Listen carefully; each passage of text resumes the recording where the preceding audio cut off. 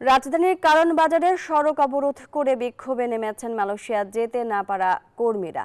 সকাল থেকে কারণ বাজার সার্ক ফোয়ারার সামনের সড়ক অবরোধ করে অবস্থান নেন তারা।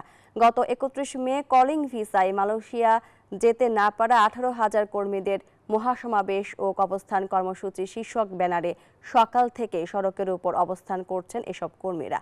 এতে মূল সড়কের উভয় পাশে যানবাহনের দীর্ঘ জটলা তৈরি হয়েছে।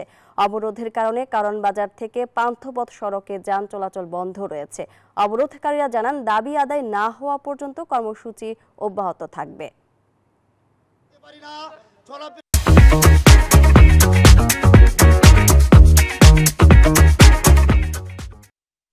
যদি মালয়েশিয়া যেতে না পারে, আমাদের এই যে 6 লাখ 7 লাখ টাকা ঋণের বোঝা মাথা নিয়ে আছে 8 মাস ধরে ঘুরতেছি। এক সপ্তাহের ভিতরে সকল সমস্যার সমাধান করবে, কিন্তু তারা এই সমস্যার সমাধান না করে পরের সপ্তাহ আমাদেরকে ডেকে নিয়ে আমাদের কাছে আরো 3-4 মাস সময় চাচ্ছি।